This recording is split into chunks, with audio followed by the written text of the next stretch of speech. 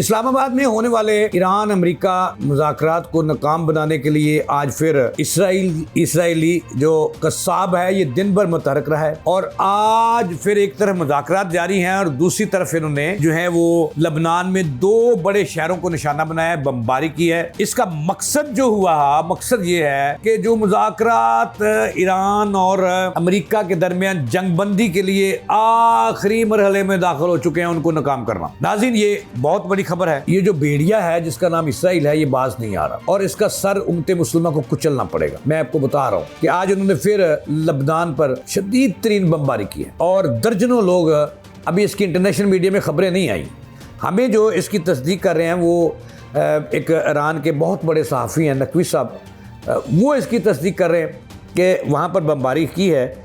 मकसद सिर्फ ये है कि इसराइल चाहता है कि किसी तरीके से ईरान ट्रैप हो जाए और ईरान जवाब दे और फिर जंगबंदी जो है वो ख़त्म हो जाए, अमेरिका के टुकड़े हो जाए और इसराइल जो है ना वो क्या कहते हैं जी उसको जो है वो राजा इंदर बन जाए।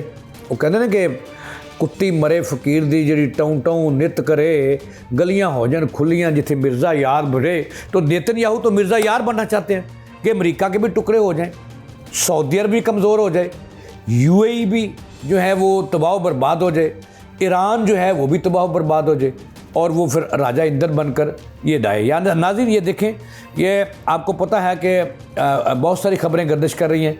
इस वक्त जो पाकिस्तान मेज़बान है, सालिस है जंगबंदी का अमेरिका इसराइल के अमेरिका और ईरान के दरमियान। लेकिन इस वक्त जो आपको बात बतानी है कि इसराइल का नेतन्याहू उसके पेट में मरोड़ उठ रहे हैं और उसको तबाही नज़र आ रही है और वो इन मुज़ाकरात को डीरेल करने की कोशिशों में मसरूफ़ है। कभी वो यमन में पंगे ले रहा है, कभी वो लबनान में पंगे ले रहा है और पहली रात जब जंगबंदी हुई थी तो उसने उसकी खिलाफवर्जी की और फिर बमबारी की। 10 मिनटों के अंदर लबनान के 100 मुकामात पर उसके हथियारों ने बमबारी की और सैकड़ों बेगनाओं को शहीद किया। वो तो अल्लाह भरा करे कि लबनान के वज़ीर-ए-आज़म ने फौरी शहबाज शरीफ साहब जो पाकिस्तान के वज़ीर-ए-आज़म हैं और सालिस हैं इस वक्त ताकतों के दरमियान, उनसे रब्ता किया और ट्रंप से कहा कि खुदा का खौफ खाओ। एक तरफ मुज़ाकरात जंगबंदी, खुद ही कह रहे हो जंगबंदी, और दूसरी तरफ आपका जो बगलगिर बच्चा है वो तबाही बचा रहा है। तो इस पर फौरी तौर पर नेतन्याहू से ट्रंप का रब्ता हुआ और उन्होंने काफ़ी उससे झिड़कें दी और बाद इंटरनेशनल मीडिया ये भी कह रहा है कि तू मैं भी हुई और फिर उनका के बंदे का पुत्र बन नहीं तो पाकिस्तान तेने बहुत मारेगा। ठीक है, अब मैं आपको इससे थोड़ा सा माजी में ले चलता हूँ।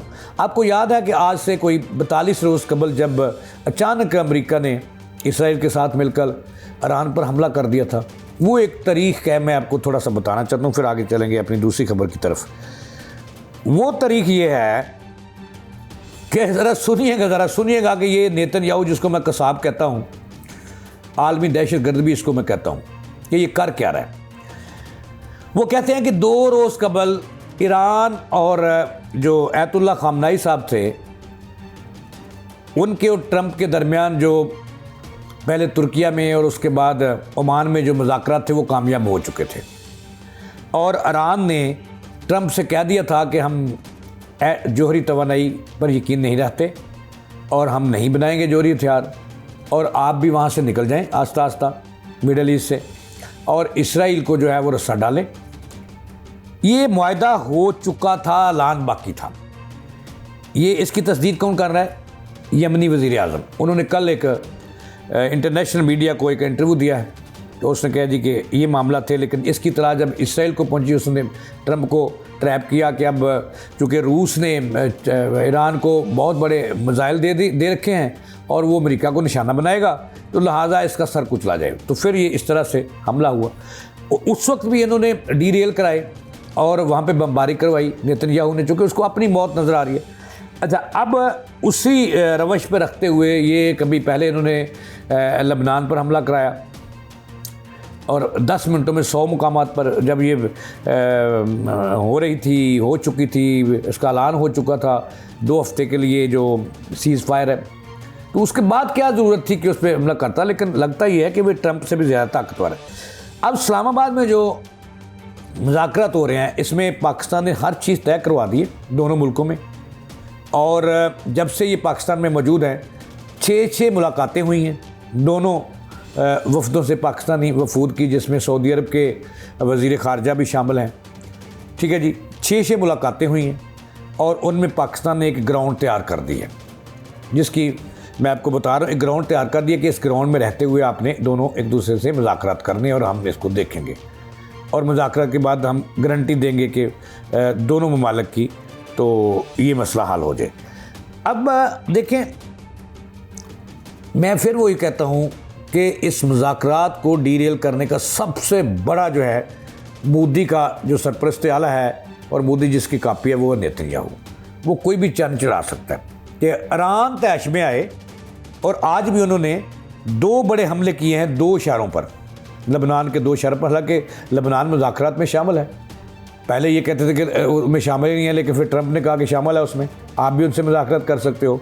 वजह सिर्फ ये है कि वो चाहता है कि जनाबे वाला ये सबूताज हो जाए सारा कुछ, और जनाबे वाला ये मुज़ाकरात ख़त्म हो जाए, अमेरिका मिडल ईस्ट में फंस जाए और तबाह बर्बाद हो जाए, टुकड़े हो जाए, और जो आलमी ताकत है वो भी, जो सुपर पावर कहता है वो भी ख़त्म हो जाए, और मैं राजा इंदर बन जाऊँ।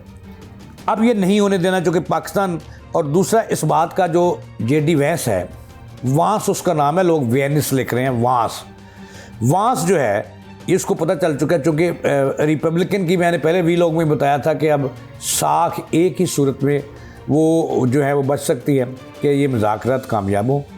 अगर ये कामयाब होते हैं तो फिर रिपब्लिकन की सियासत भी बच जाएगी अमेरिका के अंदर, और ट्रंप ने तो नहीं बचना, उन्हें तो जाना ही जाना है। फिर ये रिपब्लिकन जो है जेडी वांस को उतारेगी। अब मैं एक और इसी वीलॉग में एक और ख़बर दे देता हूँ कि जेडी वांस ईरानी स्पीकर से भी मिल चुके हैं। अब तक की इतलात ये है कि उसमें भी, यानी कि मुज़ाकरात शुरू होने से पहले ये दोनों एक दूसरे का किबला दुरुस्त कर रहे हैं, उनकी सुन रहे हैं, सुना रहे हैं, और ये भी इतलात हैं कि गले भी मिले हैं। ये ईरान की बहुत बड़ी जो है ना, वो इस पे उसका बड़ा पन है कि वो ये कर रहे हैं। अब चूँकि आपको पता है कि जोहरी तवानाई का मामला तो पहले ही हल हो चुका है, अब 2 चीज़ें बाकी हैं। अब जो वह चीज़ है वो आबनाए हरम्स है, और आबनाए हरम्स में जो है उन्होंने अब इसकी गारंटी लेनी है, क्योंकि यूरोप भी चीखें मार रहा है, क्योंकि अब वहाँ पे टैक्स भी लेगा ईरान। तो आबनाए हरम जो है वो भी ऐसे ही रवा दवा हो जाएगा इन मुज़ाकरात की शुरुआत में, जैसे जंग से पहले था, और हर किसी को वहाँ से गुजरने की इजाज़त हो गई। आबनाए हरम वो है जहाँ से दुनिया का 20% तेल जो है वहाँ से जाता है, ट्रांसपोर्टेशन वहाँ से होती है। तो ये चंद चीज़ें थी जो मैंने आपके सामने रखी हैं। तो और ज़ाहिर से पहले मैं बताऊंगा कि मुज़ाकरात में स्पीकर और जेडी वांस, ईरान के स्पीकर और जेडी वांस मिल चुके हैं। अब फाइनल राउंड आज रात होगा, और उसके बाद पहले 1-2 राउंड जो हैं वो उसमें बस यस नो एकदम से तो नहीं कह देना कि मुज़ाकरात कामयाब होगी। इसके बाद फिर एक राउंड होगा कल, और फिर संडे की रात होगा, फिर अलामिया जारी होगा, और फिर अल्लाह अल्लाह तो खैर सलाह, तुसी अपने घर असी अपने घर। तो इस वक्त इस्लामाबाद में पूरी तरह अलर्ट है, जो भारत के साथ सरहदें मिल रही हैं वो भी पूरी तरह पाकिस्तानी आर्मी अलर्ट है, अफ़गानिस्तान की सरहदों पर पूरी तरह अलर्ट है, इस्लामाबाद पूरी तरह अलर्ट है, और दुनिया की जो बड़ी ताकतें हैं इस वक्त जिनके दरमियान जंग हो रही थी वो पाकिस्तान के वफाकी दारुल हुकूमत में मौजूद हैं, और आमने सामने जो होटल हैं उनमें ठहरे हुए हैं, बातचीत जारी है, और इंशाल्लाह ये मुज़ाकरात कामयाबी के बिल्कुल करीब पहुंच चुके हैं। और फिर जनाबे वाला, अब जो सबसे बड़ा, मैं आपको एक जाता जाता एक और बात बता दूं, अब बाकी जो तकरीबन बड़े मुल्क हैं मिडिल ईस्ट के, वहाँ से अमेरिका चला जाएगा। अब अमेरिका जो मेन अपना बसेरा करेगा ना वो यूएई में करेगा और बहरीन में करेगा, और इनको फिर वहाँ पे बैठ के जो है, इसके अलावा दीगर जो मुल्क हैं बड़े बड़े वहाँ से निकल जाएगा। तो यूएई जो है वो इसराइल से को ले दे करेगा, तजारती मुआहदे भी करेगा, और फिर जनाबे वाला मुंह में मुंह डालेंगे, और फिर क्या होगा कि यहाँ पे फिर एक वक्त आएगा कि टस्सल ज़रूर पैदा होगी। इसके साथ ही मुझे दें इजाज़त, अल्लाह ने की मान।